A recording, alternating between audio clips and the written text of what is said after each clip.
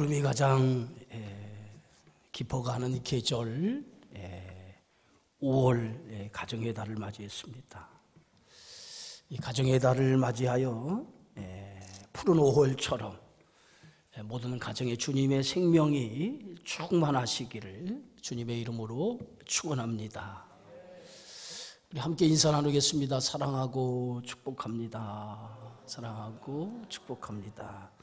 한번 우리가 말씀을 듣기 전에 한번 믿음으로 한번 고백합시다. 내 입술에 하나님의 말씀을, 내 가슴에 하나님의 말씀을, 내 생각에 하나님의 말씀을 두고 살아갑시다. 아멘. 창세기 1장에 보면 하나님이 천지를 창조하신 이야기가 기록이 되어져 있습니다. 그 창조 사건 가운데 가장 클라이막스는 여섯째 날 인간을 창조하신 그러한 사건이라고 할 수 있을 것 같습니다. 하나님은 인간을 창조하시기 전에 인간이 살 수 있는 모든 환경을 다섯째 날까지 만드시고 맨 나중에 여섯째 날에 인간을 창조하셨습니다. 인간을 창조하실 때는 다른 피조물과 다르게 인간을 창조하셨던 것을 우리가 보게 되어집니다. 창세기 1장 26절의 말씀에 보면 하나님이 이르시되 우리의 형상을 따라 우리의 모양대로 우리가 사람을 만들고 라고 이렇게 기록이 되어져 있습니다.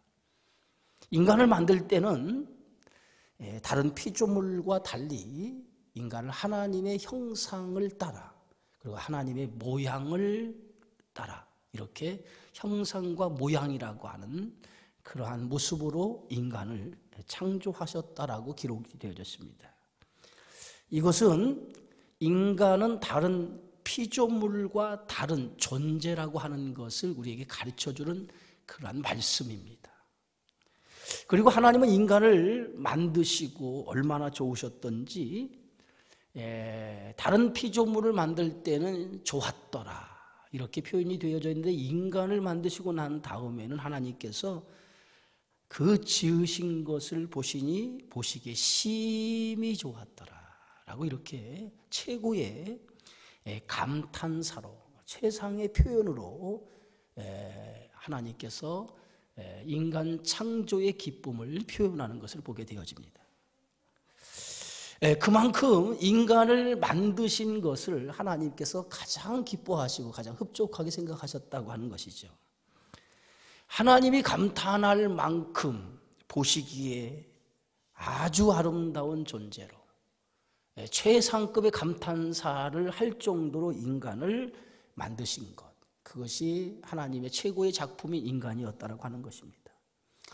그런데 왜 하나님께서 인간을 만드실 때 다른 피조물과 달리 하나님의 형상과 하나님의 모양대로 인간을 만들었을까? 여기에는 두 가지 큰 의미가 부여되고 있습니다. 첫째는 하나님의 형상과 하나님의 모양대로 만들었다라고 하는 것은 인간은 하나님과 교제하도록 인간을 만들었다는 거예요. 창세기 2장 7절에 보니까 여호와 하나님이 땅의 흙으로 사람을 지으시고 생기를 그 코에 불어넣으시니 사람이 생영, 살아있는 영이 되었다라고 성경은 말하고 있습니다. 생명이라고 하는 말은 하나님의 영을 가리키죠. 하나님의 영을 하나님께서 인간을 만드시고 그 코에 불어넣으셨다는 거예요. 그래서 인간만이 영을 가진 존재가 되었고 그 영을 가졌다라고 하는 것은 하나님과 교제하기 위해서 인간에게 영을 불어넣으셨다라고 성경은 말하고 있습니다. 인간의 가장 큰 행복이 어디에 있느냐? 여기에 있다는 거예요. 모든 피조물과 다르게 형상을 따라 모양을 따라 인간을 만드신 것은 하나님의 영을 불어넣으심을 통해서 인간과 교제하기를 원하시는 그 모습으로 인간을 만들었다는 거예요. 그래서 인간의 최고의 축복, 최고의 행복이 어디 있느냐? 하나님과의 교제, 하나님과의 관계, 여기에 인간의 최고의 축복이 있고 최고의 행복이 그 안에 들어있다라고 하는 것입니다. 그래서 에베소 2장 6절에 보니까 인간을 만드신 목적에 대해서 성경은 이렇게 표현하고 있어요. 그의 은혜의 영광을 찬송하게 하려는 것이라. 또 빌립보서 1장에 보니까 하나님의 영광과 찬송이 되기를 원하노라. 이것이 하나님의 영을 불어넣으신 인간을 통해서 하나님께서 인간을 통해 그의 찬송과 영광이 되기 위해서, 그래서 인간과 교제를 통해서 하나님의 기쁨을 받으시기 원하셔서 인간을 하나님의 형상과 모양을 따라 만드셨다라고 이렇게 성경은 말씀하고 있습니다. 또 하나, 하나님께서 인간에게 하나님의 영을 불어넣으신 그 이유가 어디 있느냐? 인간을 하나님의 파트너로 인정하셨다는 거예요. 인간을 하나님의 파트너로 인정하셨다라고. 그것이 하나님의 영을 불어넣으신 사건입니다. 이 파트너라고 말하는 것은, 파트너라고 하는 말은 하나님과의 동등한 관계, 이런 관계의 파트너가 아니라 하나님의 일을 맡아 관리하는 관리자, 그 청지기로 인간을 만들었다는 것이에요. 에덴 동산의 모든 그 하나님께서 세상을 창조하시고 모든 것을 다스리게 하자라고 하는 말은 하나님께서 인간을 관리자로 청지기로 만들었다라고 하는 그러한 이유가 거기 다스리자라고 하는 말의 뜻에 담겨져 있습니다. 창세기 1장 26절에 보니까 하나님이 이르시되 우리의 형상을 따라 우리의 모양대로 우리가 사람을 만들고 그들로 바다의 물고기 하늘의 새와 가축과 온 땅과 땅에 기는 모든 것을 다스리게 하자. 다스리게 하자. 정복하고 어떤 다스리는 그러한 존재로 만든 것이 아니라 여기서 다스리자라고 하는 말의 뜻이 관리자, 청지기. 하나님이 세상을 만든 모든 이 세상의 것을 관리하는 관리자로 그것을 맡아 하나님께서 유임한 청지기로서의 사명을 인간에게 주셨다는 거예요. 그리고 하나님은 에덴 동산을 만들고 에덴 동산 안에서 살도록 하시죠. 그런데 에덴 동산에서 사는 인간에게 한 가지 법을 주었는데 그 법이 우리가 잘 아는 것처럼 선악과라고 하는 그러한 하나님의 법을 인간에게 주셨던 것을 봅니다. 창세기 2장 16절 17절에 보니까 여호와 하나님이 그 사람에게 명하여 이르시되 동산 각종 나무의 열매는 내가 임의로 먹을 수 있지만은 선악을 알게 하는 나무 열매는 먹지 말라. 먹는 날에는 반드시 죽으리라. 이것이 하나님께서 에덴 동산을 만드시고 에덴 동산의 그 중앙에 생명의 나무의 열매와 선악을 알게 하는 나무의 열매를 동시에 두었다는 거예요. 그러나 하나님께서 생명의 나무의 열매는 임의로 먹을 수 있게 허락을 했지만은 선악을 알게 하는 나무 열매만큼은 먹지 말라. 그것이 하나님이 법이었고 그것을 먹는 날에는 인간이 죽게 될 거라고 하는 하나님의 경고의 말씀이었던 것을 봅니다. 선악과라고 하는 게 뭘까? 왜 하나님께서는 에덴 동산의 중앙에 있는 그 생명나무 열매는 먹도록 했고 선악을 알게 하는 선악과는 먹지 말라고 했을까? 왜 선악과가 뜻하는 것이 뭘까? 이것은 하나님이 에덴 동산의 중앙에 선악과를 둔 것은 하나님이 세우신 질서라고 하는 거예요. 누가 이 동산의 주인이냐라고 하는 것을 상징적으로 보여주는 것이 선악과라고 하는 거예요. 누가 이 동산의 주인이냐? 에덴 동산을 창조하시고 에덴 동산 안에 사람을 두었는데 그 사람을 하나님이 관리자로 파트너로 두었다는 거죠. 그리고 이 에덴 동산의 주인은 누가 주인이냐? 하나님이 이 동산의 주인이라고 하는 것을 하나님께서 보여주는 그 모습이 선악과가 상징하는 것이라는 거예요. 여러분, 인생의 진정한 주인이 누구냐? 이것을 아는 것이 그것이 믿음이고 그게 축복이에요. 인생의 주인이 누구냐? 인생의 주인이 누구냐? 우리를 창조하신 하나님이 우리의 인생의 주인이라고 하는 것을 아는 것, 그것이 믿음이잖아요. 믿음이라고 하는 것은 하나님이 우리의 인생의 주인이라고 하는 걸 깨닫는 것이 그게 믿음인 거예요.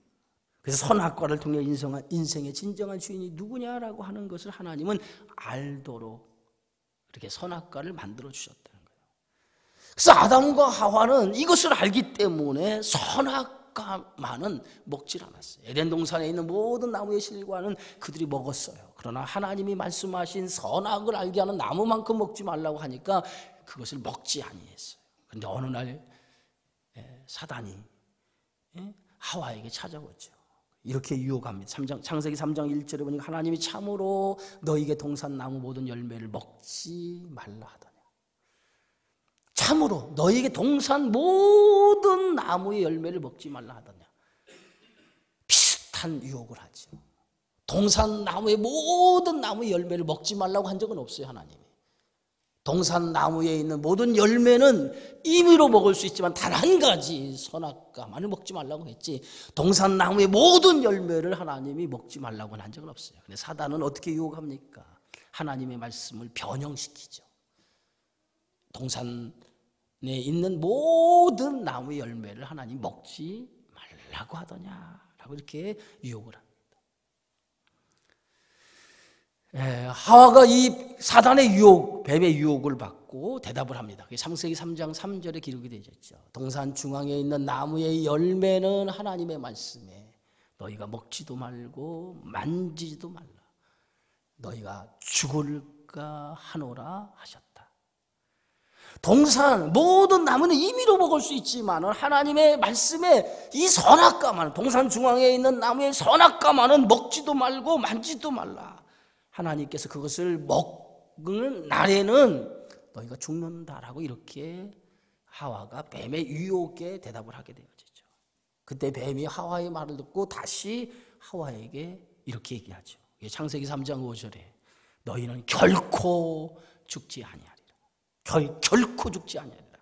너희가 그것을 먹는 날에 너희 눈이 밝아져 하나님과 같이 되어 선악을 알 줄을 하나님이 하심이니라. 뱀은 사단을 어떻게 유혹하죠? 결코 죽지 않는다는 거예요. 하나님의 말씀을 정면으로 도전하면서 결코 그것을 먹어도 죽지 않는다는 거예요. 그것을 먹는 날에는 너희의 눈이 밝아져 하나님처럼 될 수 있다. 하나님처럼 되기 때문에, 그래서 선악을 분별할 줄 아는 능력을 갖기 때문에 그것을 먹지 말라고 한 것이라고 이렇게 뱀은, 사단은 하와에게 선악을 먹지 말라고 하는 이유에 대해서 그렇게 하와에게 유혹을 하기 시작합니다. 여러분, 하나님과 같이 될 수 있다라고 하는 말이 무슨 뜻입니까? 인간이 이 에덴 동산의 주인이 될 수 있다는 거예요. 에덴 동산의 주인이 인간이 될 수 있다는 거예요. 모든 인생의 주인이 너라는 거예요. 그것이 뱀의 유혹이었어요. 인생의 진정한 주인이 누구냐? 우리의 삶의 주인이 누구냐? 여러분, 인간은 끊임없이 이 세상을 정복하고 다스리려고 해요. 자기가 인간을 정복하고 다스림을 통해서 인간이 하나님 위에 올라서려고 하는 것이 인간의 욕망이고 욕심이에요. 바벨탑을 쌓는 그 이유가 어디 있습니까? 성과 성, 대와 대를 이어서 우리가 이 탑을 하늘 꼭대기까지 닿아보자. 그래서 우리가 얼마나 능력을 가지고 있는지 온 세상 지면에 우리의 실력을 보여주자. 이것이 인간의 모습이고 그것이 교만이었어요. 결국은 하나님처럼 되어보려고 했던 이 바벨탑 사건이 하나님께서 보시기에는 인간이 하나님처럼 되려고 하는 이 도전, 결국은 언어를 흐트러버림을 통해서 그들이 만들고자 하는 바벨탑을 중단시키고 말지 않습니까? 인간의 끊임없는 시도와 끊임없는 도전은 인간이 하나님처럼 되려고 한다는 거예요. 그래서 자기가 하나님인 것처럼 인간이 스스로 자기 인생은 자기 것이라고 생각하고 자기 인생은 자기가 주인이라고 생각하고 인간은 살아간다는 거예요. 그런데 그것은 하나님을 인정하지 않는 태도였고, 그것은 자기 인생이 자기가 주인이라고 하는 태도로 살아가는 사람들의 모습이라고 우리가 말할 수 있을 줄 믿습니다. 우리의 생명도, 우리의 자녀도, 우리의 시간도, 우리의 물질도 내 것이라고 생각하십니까? 아니에요.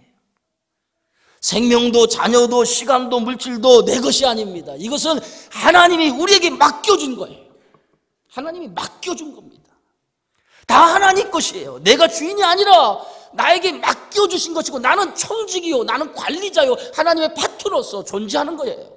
근데 우리는 마치 나의 생명, 나의 자녀, 나의 시간, 물질 모든 것을 내 것이라고 생각하고 내가 주인인 것처럼 생각하고 살아간다라고 하는 거예요. 그것이 인간의 교만이고 인간의 어리석음이라고 성경은 말하고 있습니다. 사단은 강교하게 계속해서 이것을 먹으면 하나님처럼 될 수 있다. 눈이 밝아진다는 거예요. 하나님처럼 될 수 있다는 거예요. 얼마나 그럴듯한 유혹입니까? 인간의 욕망을 건드려서 이것 먹으면 하나님처럼, 너도 하나님처럼 될 수 있어. 얼마나 인간에게 달콤한 유혹입니까? 인간의 그 유혹 속에 높아지려고 하는 마음. 그래서 예수님께서 너희가 높아지고자 하느냐? 그러면 섬기는 자가 되라. 이것은 인간 안에 욕망이 있음을 예수님도 아시기 때문에 너희가 높아지려고 하느냐? 섬기는 자가 되어져야만이 너희가 높아질 수 있다고 얘기하지 않습니까? 인간의 본능 안에는 이렇게 자기 욕구, 그 욕구가 높아지려고 하는 욕구가 있다는 거죠. 뱀의 유혹을 받고 나서 하와가 선악과를 보기 시작하니까 얼마나 먹음직스럽고 보암직스럽고 탐스럽게 보이는지, 이전에 본 선악과는 전혀 다르게 선악과가 보여지기 시작했습니다. 이전에 볼 때와는 전혀 다른 선악과를 열매를 보게 되어진 거예요. 결국은 먹음직스럽고 보암직스럽고 탐스럽게 보인 그것을 결국은 이전에 본 거와 전혀 다른 것으로 보여지기 시작하면서 그 유혹에 빠져들게 되어지고 결국은 사탄의 유혹에 못 이겨 선악과를 먹고 마는 결과를 낳게 되어지죠. 선악과를 먹었던 이유가 뭡니까? 하나님의 자리를 내가 차지하려고 하는 그 욕망이 결국은 맞아떨어졌다는 거예요. 하나님의 자리, 그걸 찬탈하고자 하는 것, 그 욕망이 맞아떨어진 거죠. 그래서 결국은 하와는 이 뱀의 유혹에 못 이겨서 그 선악과를 먹어버리죠. 내가 하나님처럼 내가 주인이 될 수 있다라고 하는 그것이 결국은 선악과를 먹게 되어집니다. 그러나 그것을 성경은 죄라고 얘기합니다. 죄는 뭡니까? 하나님이 있어야 할 자리에 하나님을 모시지 아니하고 내가 주인 되어서 살아가는 게 죄예요.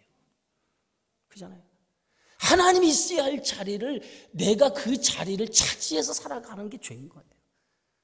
죄라고 하는 게 뭐야? 하나님과 그 있어야 할 자리는 뭐니까? 그 인간은 파트너로서 하나님과 관계 속에서 만들었는데 그 관계를 끊어버리고 하나님이 있어야 할 자리를 내가 차지해서 살아가는 거 아니겠어요? 여러분은 복이라고 하는 게 뭡니까? 복은 하나님을 내 인생의 주인으로 모시고 그리고 그분을 인정하고 살아가는 것이 그게 복이라고 하는 거예요. 오늘은 5월 첫 주일 어린이 주일입니다.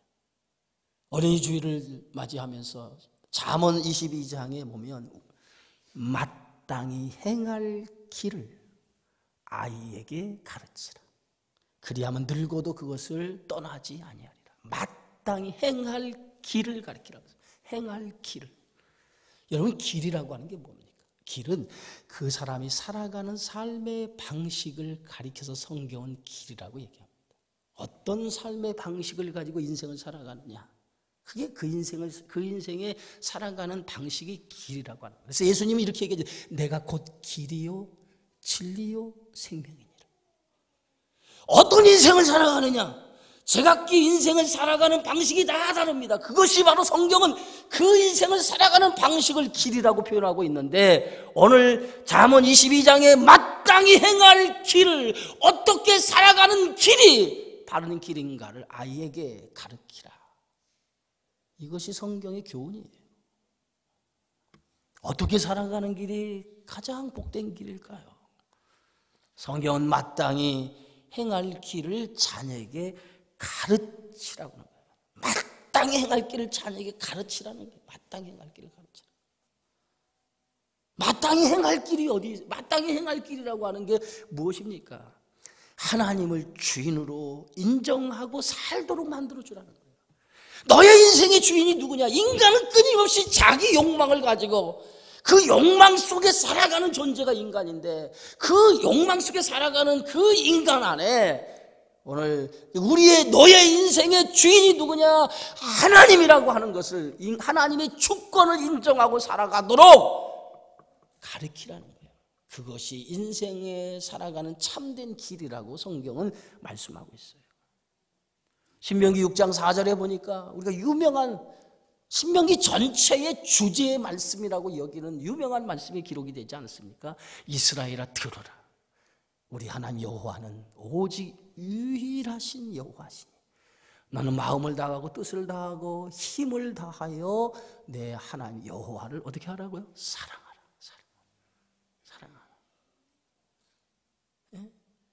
우리 하나님은 오직 유일하신 하나님이시니 마음을 다하고 뜻을 다하고 마음을 다하고 뜻을 다하여 하나님만을 사랑하라고 하는 거예요. 그것이 오늘 신명기 전체에서 이스라엘 백성들에게 주시는 하나님의 말씀이에요. 여러분 잘 아는 거죠. 신명기는 어떤 내용으로 담겨? 신명기는 다시 들어야 할 하나님의 말씀이라는 거예요. 이스라엘 백성이 애굽에서 나와서 광야에 들어가서 광야에 들어간 지 2년 만에 가데스 바네아라고 하는 곳에 도착을 합니다. 거기서 12명의 정탐꾼을 뽑아서 그들이 들어가야 할 하나님 약속하신 땅을 정탐하도록 40일 동안 보내게 되었죠. 그리고 그들이 40일 동안 정탐하고 돌아와서 온 백성이 모인 자리에서 정탐한 결과를 보고하게 될 때 그 보고 속에서 저들이 어떻게 보고합니까? 우리는 그 땅을 들어갈 수 없습니다. 그들의 성읍은 견고하고 그 땅의 거민들은 너무 강하기 때문에 우리는 그들을 이길 수가 없다는 거예요. 들어갈 수 없는 이유를 설명할 때 이스라엘 백성들이 마음이 무너지죠.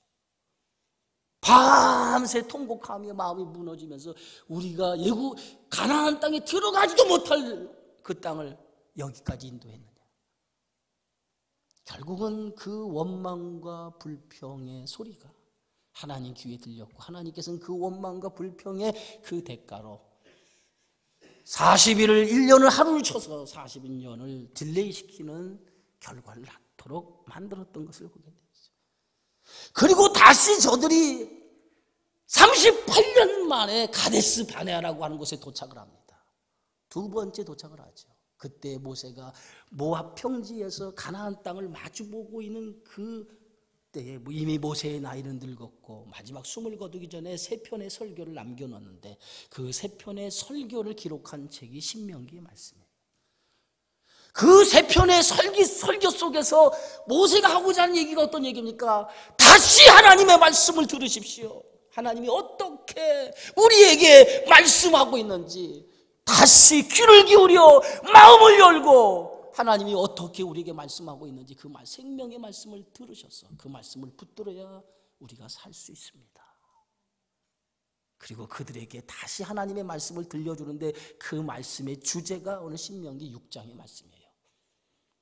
오직 여호와는 유일하신 하나님이니 마음을 다하고 뜻을 다하여 내 하나님 여호와를 사랑하라는 거예요. 사랑하라는 거예요. 이스라엘 백성의 교육의 이 신명기 6장의 말씀은 유명한 교육의 테마로 삼고 있습니다. 일명 쉐마라고 하는 들으라. 하나님의 말씀을 마음을 열고 귀를 열고 들어서 이 생명의 말씀을 붙들고 내 인생 속에 살아가라고 하는 말씀이 이스라엘 백성의 교육의 가장 중요한 테마가 오늘 신명기 6장의 말씀입니다.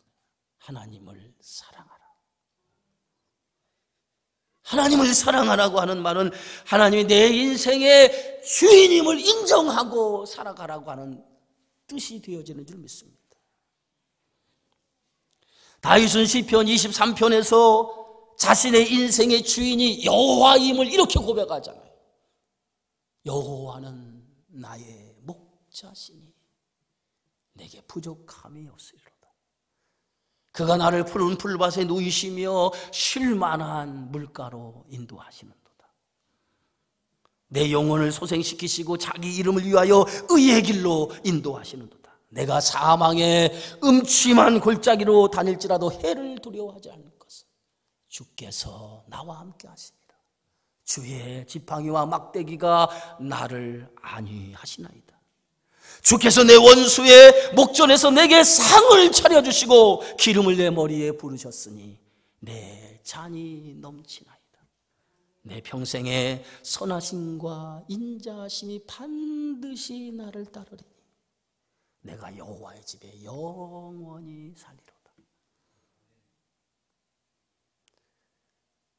다윗의 시편 23편의 고백을 보세요. 구구절절히 그의 인생의 주인이 누구였는가, 그의 삶의 주인이 누구였는가, 자신의 삶을 주관하고 자신의 삶을 인도하는 분이 누군가를 오늘 다윗은 뼈저리게 자기의 인생 속에 고백하고 있는 그 고백을 시편 23편에 담겨져 있어요.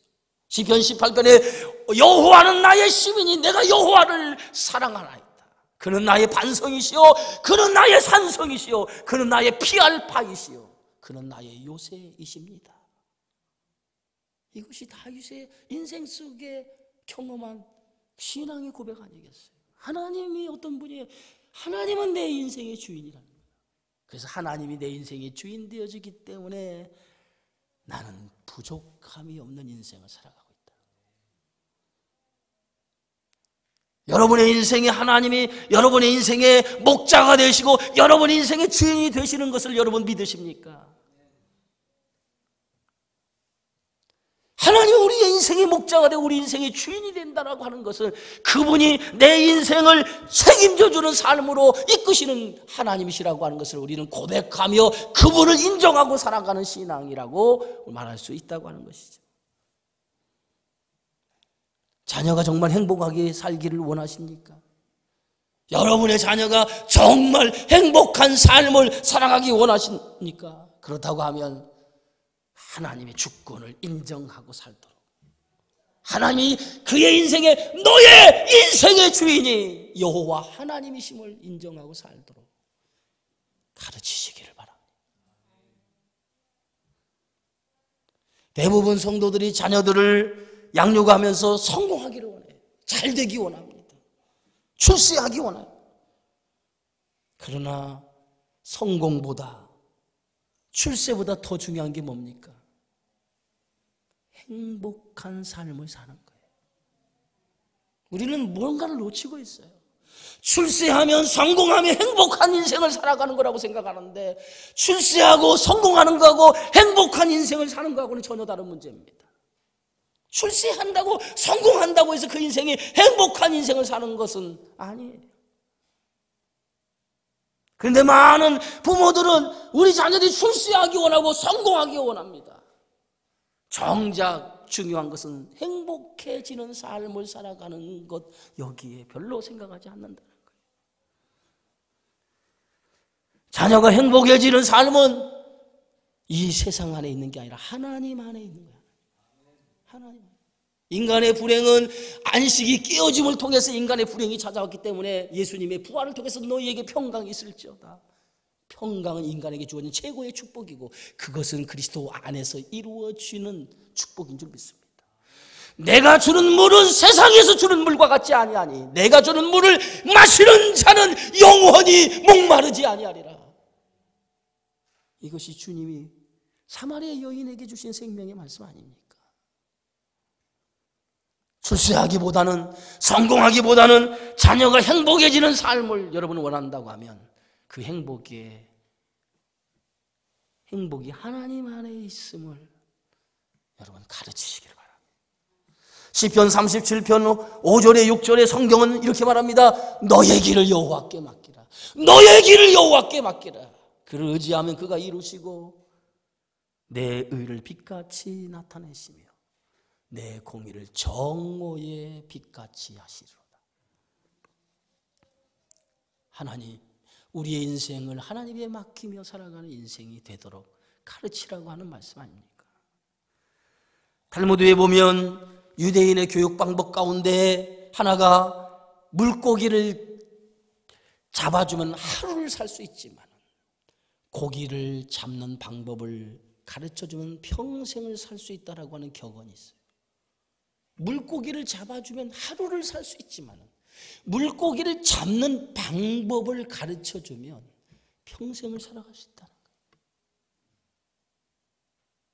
자녀가 행복해지는 삶을 살기를 원한다면 하나님을 인정하고 하나님을 주인으로 모시고 살도록 하는 것이 평생 내 자녀가 행복해지는 삶을 살도록 만드는 거라고 성경은 가르치고 있어요.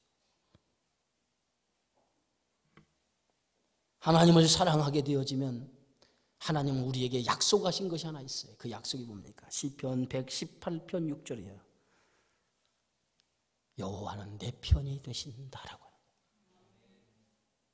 여호와가 내 편이 되신다는 거예요.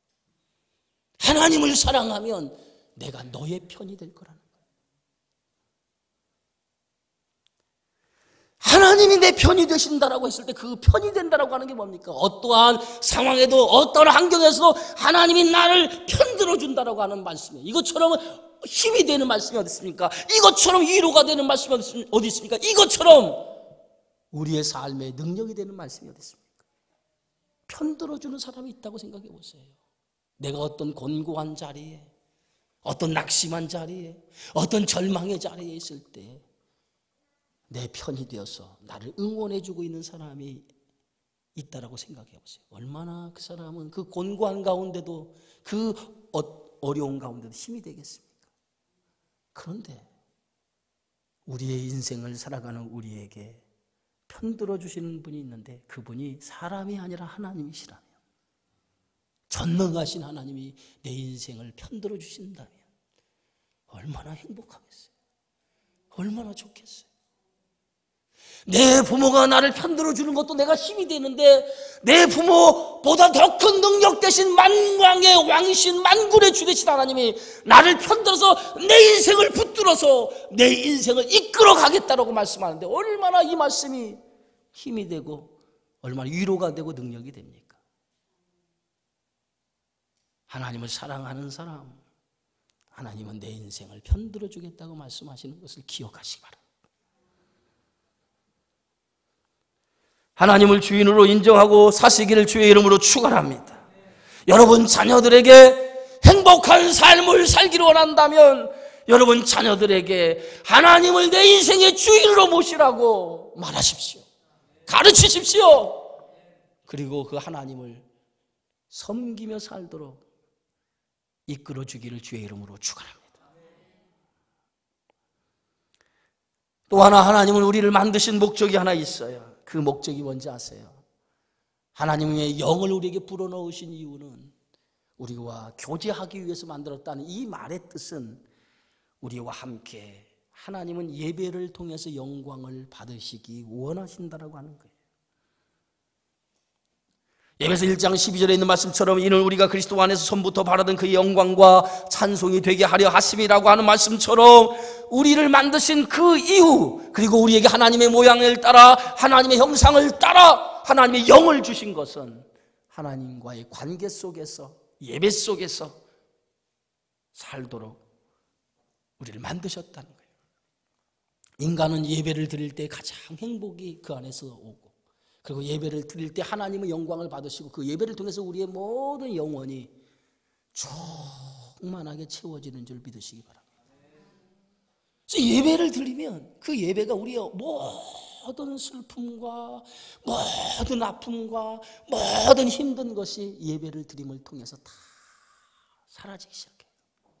그래서 오늘 고린도서에 보면 바울은 오늘 고린도 성도들에게 이 말씀을 위로를 받으라고 하는 말씀이 여러 번 반복하는데 그 위로가 뭐니까 예배를 통해서 하나님 주신 위로가 있다는 거예요. 삶이 공고합니까? 삶이 힘듭니까? 삶이 어렵습니까? 그럴수록 하나님과의 교제를 나누시기 바랍니다. 예배를 통해서 하나님과 교제를 나누시면 그 예배가 여러분의 인생에 힘들고 어려운 모든 것들이 그 예배를 통해서 다 씻어지게 되어지고, 그리고 예배를 통해서 하나님의 위로하심을 경험하게 되어지고, 다시 새로운 하나님의 영을 통해서 머리에서 발끝까지 내 영이 채워지는 놀라운 은혜의 역사를 경험하게 되는 것이 이게 예배인 줄 믿습니다. 믿음의 사람 아브라함은 가는 곳마다 단을 드리는 생활을 했어요. 단을 드렸다라고 하는 건 단순히 제사를 하나님 앞에 드렸다라고 하는 것을 의미하는 것뿐만이 아니라 하나님과 교제와 나눔을 가졌다라고 하는 뜻이 단을 드리는 생활이라고 하는 거예요. 이스라엘 백성들을 출애굽시키고 하나님은 광야에서 이스라엘 백성이 하나님을 섬기는 법을 가르쳐 주었는데 그것이 바로 제사법, 레위기서의 말씀입니다. 그리고 이스라엘 백성들에게 광야에 들어서자 제일 먼저 하는 것은 성막을 만들어서 하나님과 교제하도록 했다고 하는 것이죠. 그 성막 안에는 우리가 잘 아는 하나님의 임재를 상징하는 법궤를 두고, 그리고 광야 40년 동안 이 성막은 언제나 이스라엘 백성이 전진할 때, 머무를 때 그 성막은 맨 앞서서 갔고, 그리고 머물 때는 진영 한가운데에 성막을 두고 저들이 진을 치게 되어졌다라고 기록이 되어져 있어요. 무엇을 의미합니까? 그들이 행진할 때는 성막이 앞서서 가고 그들이 머물 때는 그 진 한가운데 성막을 모셨다라고 하는 것은, 이것은 삶의 중심에 하나님을 두도록 하나님께서 그 성막을 제정하셔서 그렇게 만들었다는 거예요. 삶의 중심에 언제나 예배가 있어야 된다는 거예요. 삶의 중심에 언제나 예배가 있을 때 지치고 힘들고 여러분 곤핍한 인생 가운데에 예배를 통해서 우리의 인생을 다시 회복해 하신 하나님의 축복을 예배를 통해서 이루어진다는 거예요.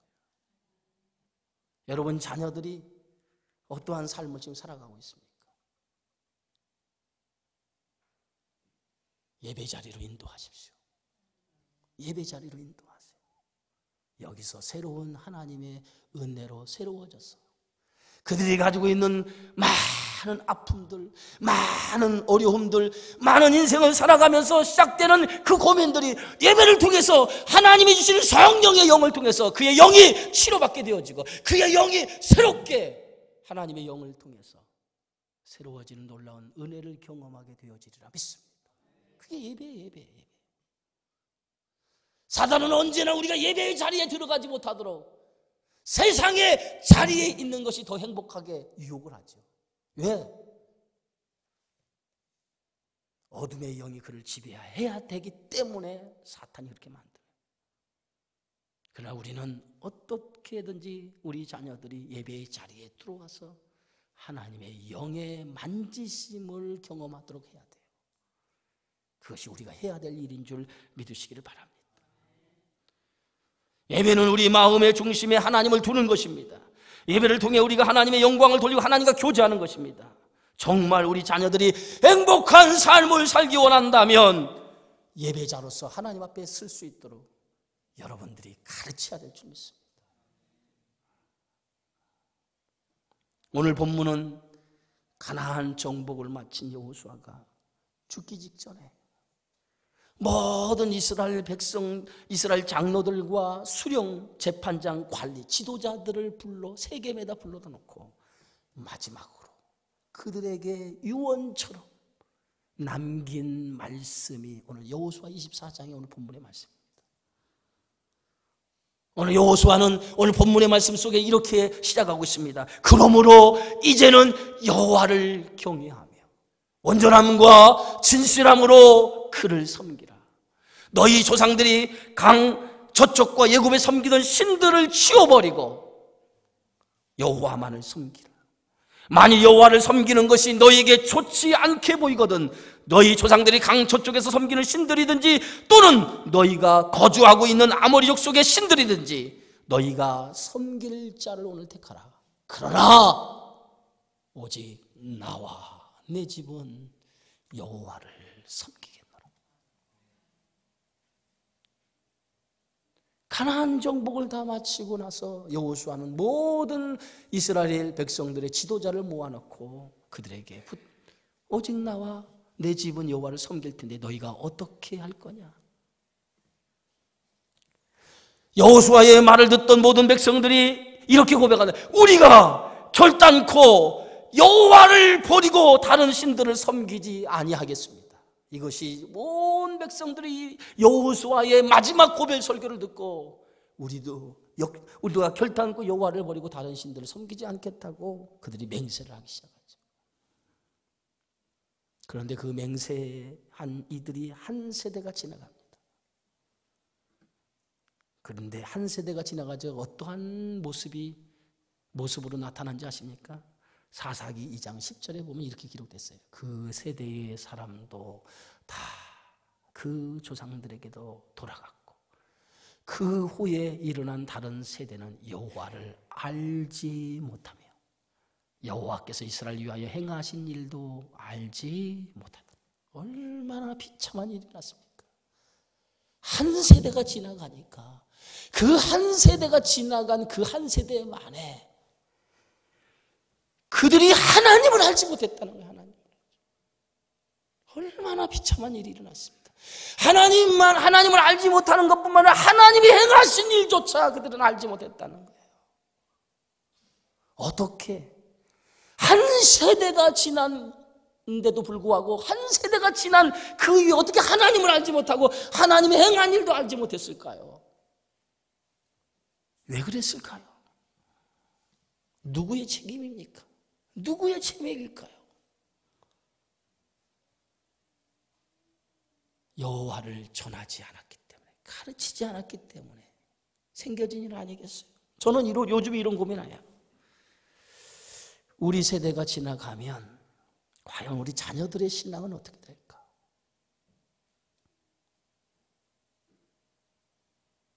여기 앉아있는 우리 장로님들, 권사님들, 집사님들 앉아있는 여러분 자녀들 다 어디 갔습니까? 뭐합니까? 어디에서 뭐하고 있습니까? 우리 세대 지나가면 그들은 어떻게 될까요? 지금 여러분은 지금 뭘 믿고 있습니까?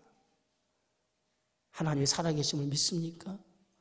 영원한 나라, 하나님의 나라가 예비되어 있는 것을 믿습니까? 부활의 소망을 가지고 삽니까? 그렇다면 여러분 자녀들 왜 놔두십니까?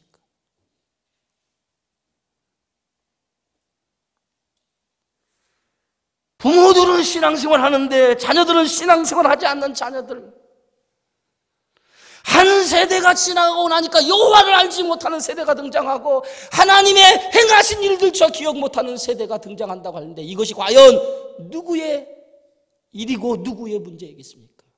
오늘 우리에게 주시는 경고에 우리에게 주시는 메시지 아니겠어요?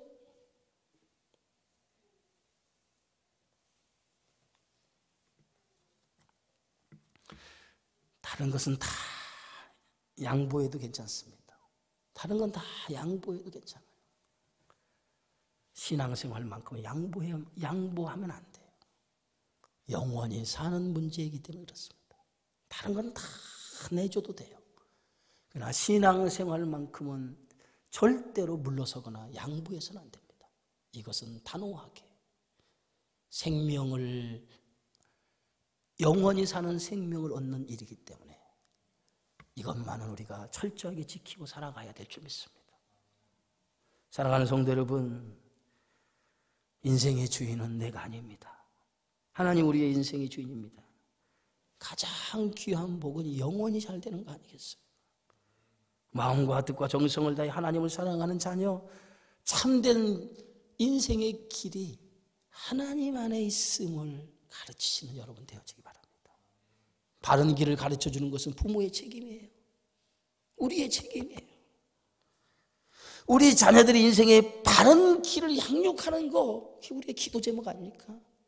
기도만 하면 어떻게 해요? 저도 세 자녀를 기르고 있습니다만 신앙 안에 제대로 살기를 위해서 늘 기도하고 늘 권고해요. 이 자식들이 제대로 믿음의 생활할까? 어린이 주일을 맞이해서 마땅히 행할 길을 가르치라고 하니 생명의 말씀을 귀담아 들으시고 영원히 사는 이 믿음만큼 양보하지 마시고 바르게 가르치는 저와 여러분의 삶이 되어지기를 주의 이름으로 축원합니다.